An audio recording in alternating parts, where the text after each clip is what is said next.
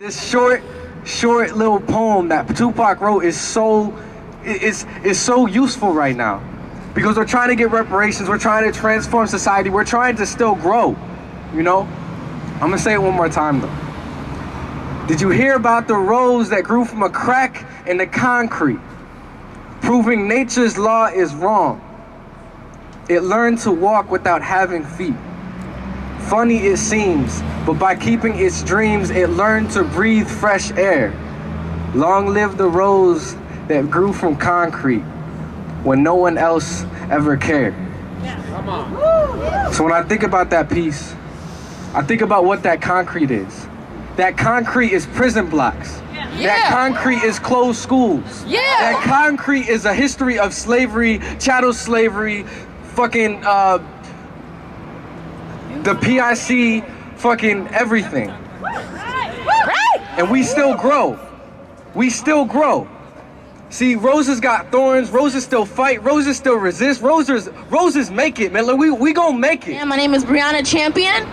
I am a member and organizer with the Black Youth Project 100. And we charge genocide here in Chicago. And I am sick and tired of being unsurprised when I hear of places like Homan Square existing. I have spent the last few months and the last 22 years of my life living on the south side of Chicago in communities where I see this shit happening every single day. Things that are happening in Homan Square are happening in back alleys in Bronzeville, where young girls are getting pulled over by police and raped. That's not spoken about though. I see it happening in Inglewood, where young guys are getting pulled over for the pettiest of things, for nothing, just being black, right? And getting beat for simply that. Or I smell marijuana, you know, is usually the way in that they get in with it. In my brother's case, he was pulled over for a broken headlight in Roseland. They also smell marijuana. He left that situation with 7 stitches, his tongue barely in his mouth. He spent 7 months in the hospital after that. He was told that his record was so bad that he had no chance of fighting that case. And to this day is living with the trauma that he experienced being tortured by Chicago Police Department. When Paige asked me to speak here with you all today, a part of me was like, wow, when are we gonna end these conferences where we invite all these cameras to share our stories of things that have been happening to us our whole lives, our mother's whole lives, our father's whole lives, our grandfather's whole lives. Since we got to this country, this has been happening to black people. Our existence in America is solely on torture. This is no surprise to us. This is no surprise. Not only do we want partial reparations, right? We deserve reparations for the things that we have experienced. We deserve community centers. We deserve monetary support, right? The young, because it's so much life that came from that survivor. He had to miss work to be here. He's still working. When did when did birds torture these people? How long ago was that, right? 40 years ago. 40 years ago. I couldn't reckon he was an adult when that happened, right?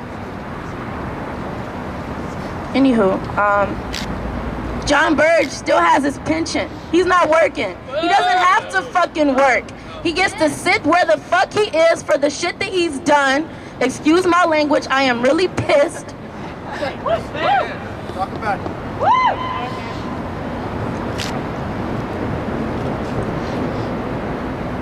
Reparations. We're not only here for reparations, we're here for transformation as well.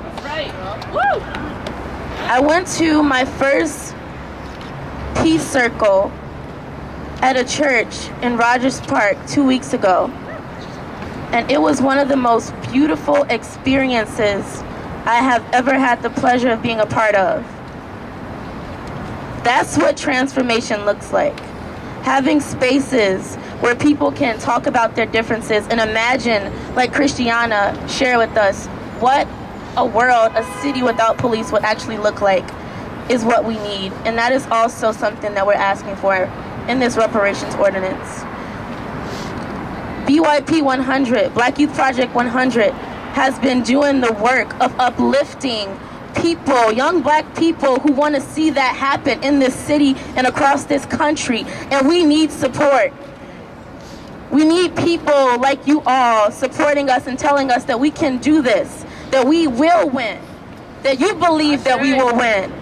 That Village Leadership Academy and the young people over here also sharing their stories don't want that to be their little sister's reality or their little brother's reality 40 years from now. I want to thank y'all for allowing me to share how I feel and the work that I'm doing and that we're doing and that we're going to continue to do, and for supporting us on this.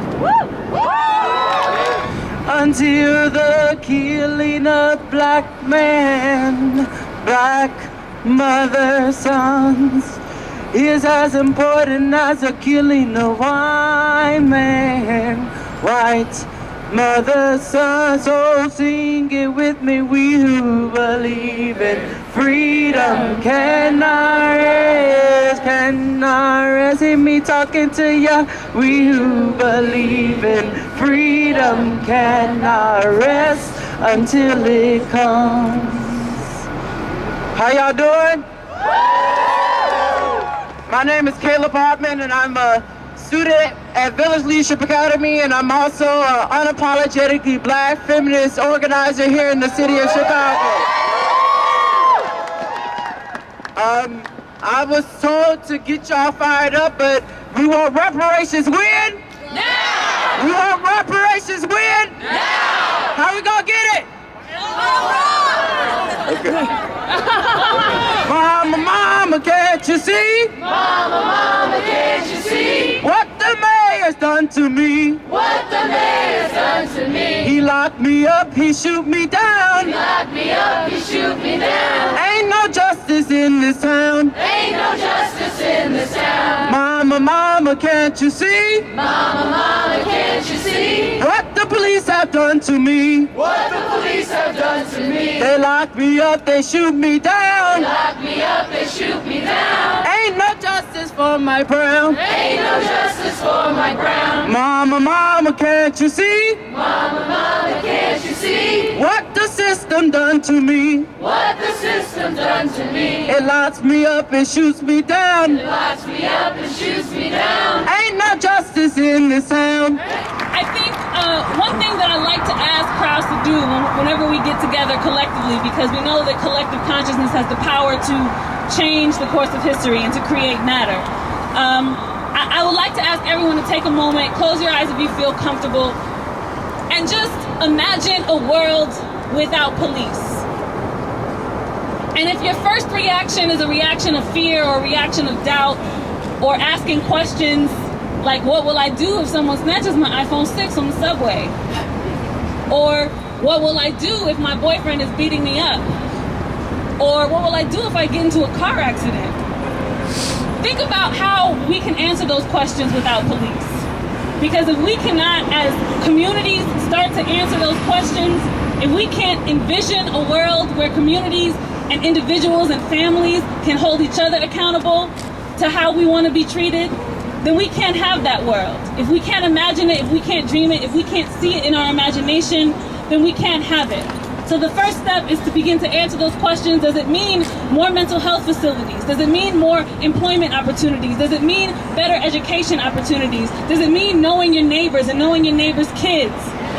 Does it mean that everyone has a healthy breakfast so they can go to school feeling balanced? If those aren't the questions that we begin to answer first, then of course we can't have a world with justice. So the terrorism that happened at Home and Square should not be a surprise to us, because America has been using violence to radicalize brown bodies all across the globe for as long as America has been in existence, right?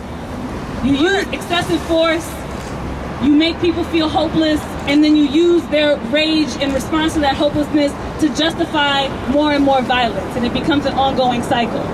And so we have to recognize that our struggles here in Chicago and the terrorism that is going on at Homan Square is connected to the terrorism that is happening by the United States government and by the militarized police forces all across the globe.